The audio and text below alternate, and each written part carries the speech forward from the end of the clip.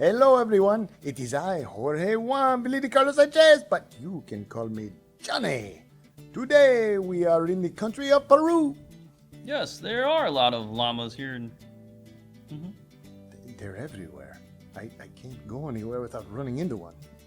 Yes, they are a popular animal here. Yeah. Well, you know what? Let's read our Bible verse. Yes. It's in Jeremiah 33, 7 through 8. I will restore the fortunes of Judah and the fortunes of Israel, and rebuild them as they were at first. I will cleanse them from all the guilt of their sin against me, and I will forgive all the guilt of their sin and rebellion against me.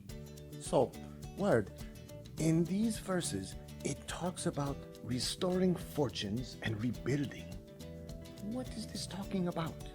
It was a bad time for Israel and Judah. Most of the cities in Israel had been destroyed, and another army was in Judah, destroying things there too. Oh, that is a bad time. What God is promising to do is to rebuild everything that those armies had destroyed, and to give back to Israel and Judah everything they had lost. That sounds like good news. Yes, God said that where people were saying that Israel and Judah was a wasteland, He would bring people and animals back to live there. And there would be happiness and laughter in the land. Okay, so next time, can we talk about why they lost everything and there were no people living there? Sure. Well, now it's time for Cat Davis with our question of the day. All right.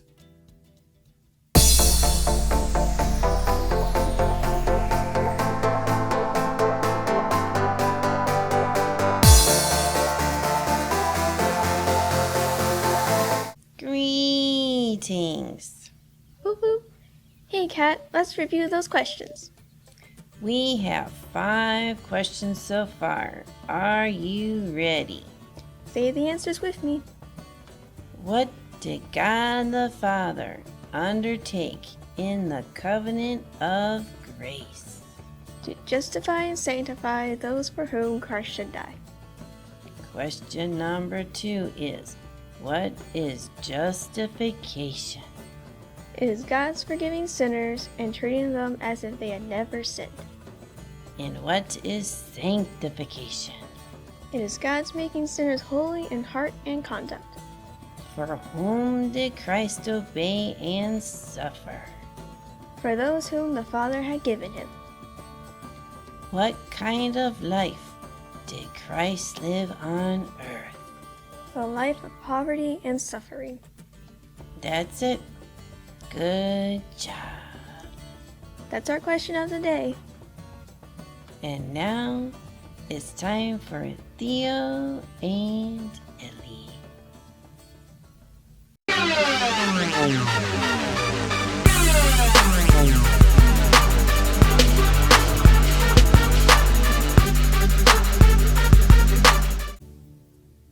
Hey, Ellie, how long is that book you've been reading? It's like 650 pages or something. What? That's a long story. You know, I like short stories myself. I wonder if Jesus told short stories. You could ask Doc. Hello, Theo and Elly. Hey, Doc. Ellie and I were talking about short stories. Did Jesus tell any short stories? Actually, most of the parables are short stories, but there's one that is only 3 sentences long. Would you like to hear about it? Sure, but won't we just walk in and out of the tablet? Well, I made this one a little different. Go on in and see. Okay.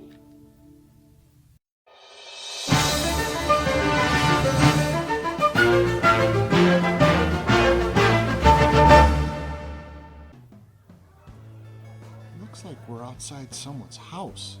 Yeah, and there seems to be a big crowd around. Yeah, it's noisy. Are they having a party or something? I don't know. Maybe we can ask the people as they leave what's going on. That's a good idea. Hey, here comes someone. Yep. Hello? Could you tell us what's going on inside? Sure. This is the home of Simon, the famous Pharisee, as I'm sure you already know. He was hosting the Sabbath meal and invited Jesus of Nazareth. Wait, Jesus is here? Can we see him? No, I'm sorry, you just missed him. But what happened? It seems like the people are pretty stirred up around here. Well, while we were reclining at the table, a woman walked in. She's kind of known as a sinner around town. She was standing behind him crying, and her tears fell on Jesus' feet. I know this. Didn't she wipe his feet with her hair? Yes, she did. And she kissed his feet and poured perfume on him. That's why it smells so good here. That's when Jesus said to Simon, Simon, I have something to say to you. And he answered, Say it, teacher. What did he say? I wish I could tell you, but I gotta go. Nice meeting y'all. Bye. Nice meeting you too. Theo, we'll have to grab somebody else. All right, well, hey, let's try him over there. Hey there. Were you there when Jesus told Simon something? Perhaps a parable? Yes, I heard the parable. Jesus said, a certain moneylender had two debtors. One owed 500 denarii and the other 50. When they could not pay, he canceled the debt of both. That's it. Boy, that was short.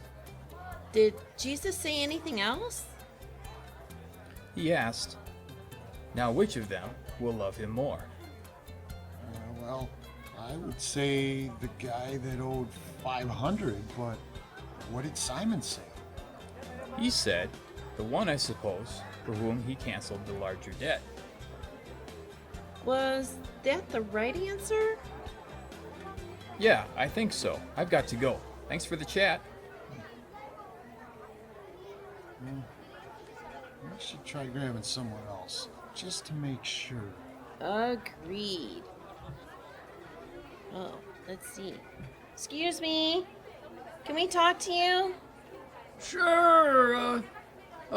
What do you need? Oh, we heard Jesus told a parable and that he asked Simon a question. Did Simon answer correctly? Yes. He wasn't ready for what came next. Jesus said, "Do you see this woman? I entered your house and you gave me no water for my feet, but she has wet my feet with her tears and wiped them with her hair. Zing! You gave me no kiss. From the time I came in, she has not ceased to kiss my feet. Boom! You did not anoint my head with oil, but she has anointed my feet with ointment. Ouch! Therefore I tell you, her sins, which are many, are forgiven.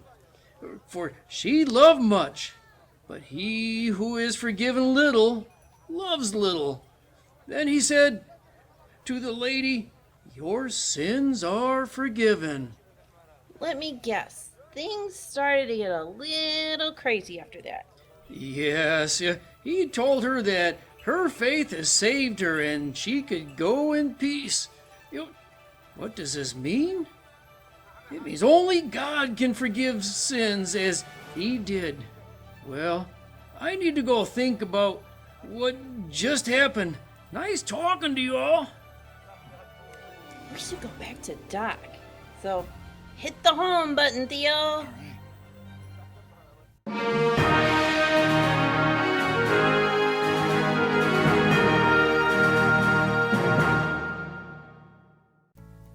Welcome back, guys. How was your time in the past? Great. You are right. That was a short parable.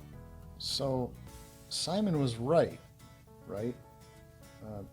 The man that was forgiven a lot of money would love the guy he owed more than the one who owed less.